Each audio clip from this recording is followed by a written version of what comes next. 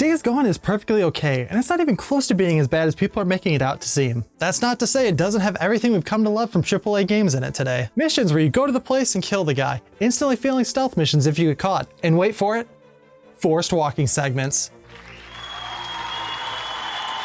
I'm having so much fun! But for all those things being in the game a little too often, I couldn't stop playing it. I even got the Platinum Trophy, which is an insignificant achievement that has way too much control over my life.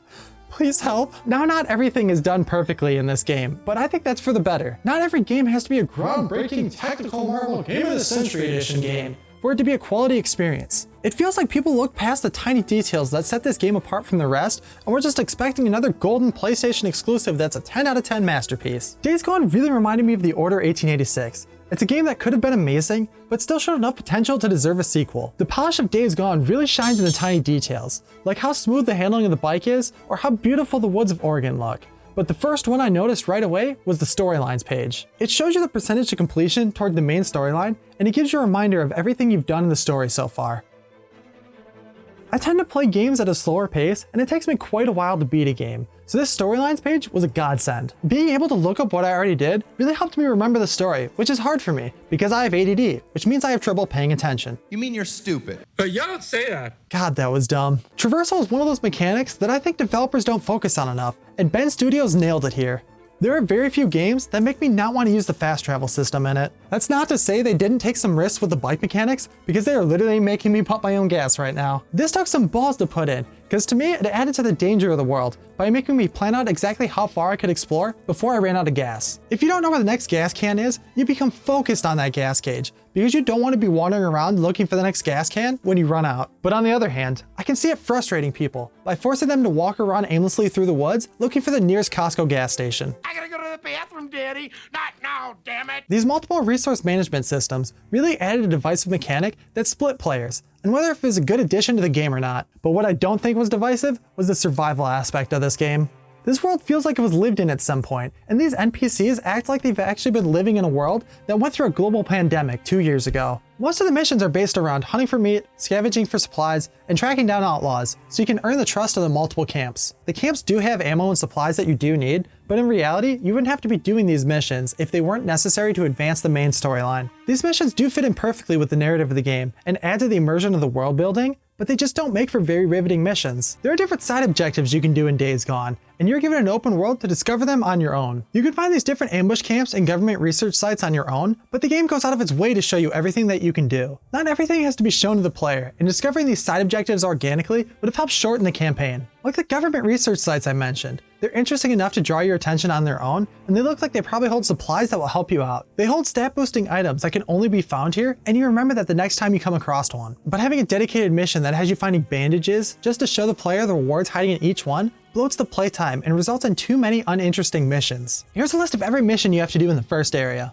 Each mission has some impact on the overall story, but that doesn't mean it's actually moving the story forward. Most of the camp missions, like tracking down killers or hunting animals, should have been optional to help with the overall length of the game and to give players a choice on if they want to do every single mission. Making everything a story mission sacrificed the pacing in order to achieve the goal of world building. The pacing of this story is the biggest detriment to this game, and that's where I believe this game turns certain players away. Now it's time for a quick story recap. No spoilers. You play as Deacon. You and your buddy Boozer live in a lookout tower in the middle of the Oregon forest. Those are some pretty thin sheets, and I wonder how they kept warm during those cold winter nights.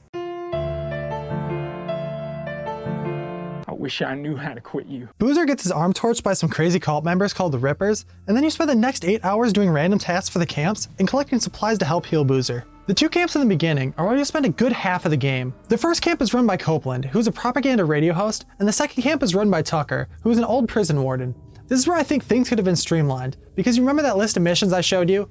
Well, here's another set of missions that you have to do to unlock the next area. It takes about 15 to 20 hours to unlock the next area, and most of the missions in this first area are either repetitive or don't advance the plot. To streamline the campaign, I think Tucker's camp should have been overrun by a horde of freakers so that everyone's forced to go live at Copeland's camp.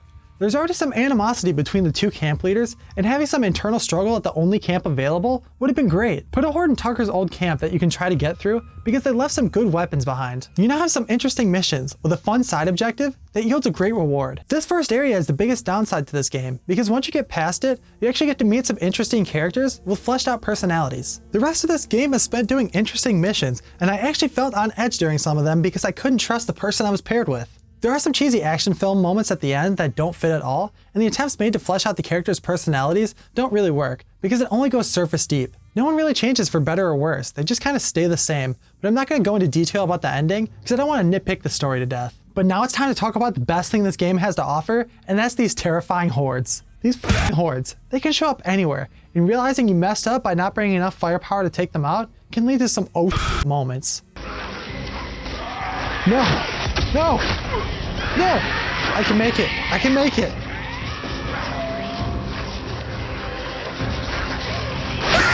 The hordes are there from the beginning, and hiding one of the first ones in plain sight was genius. If you just focus on the story missions, you can completely miss this horde, so you're rewarded for your exploration by being torn limb from limb. It's amazing. Not knowing there was a horde directly above me during my first playthrough, I turned on the generator and... the absolute genuine terror I felt after hearing that scream is something I'll never forget. But when I looked up, gotta kill the sound, gotta kill the sound. No! Run away! Run away!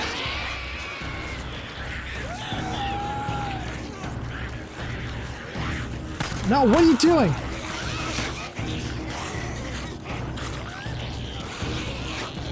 I can juke him, I know it. No! Everything that I've said on how I think this game should have been great should not be taken as me not liking this game. It held my attention enough for me to get the platinum trophy, and killing the hordes was a reward in itself. Just make the story a little bit shorter. If you're going to produce a JRPG length game, people are going to expect an amazing story. I do hope we get a sequel on the PS5, which improves on everything, making for another great experience. And thank you for watching my video.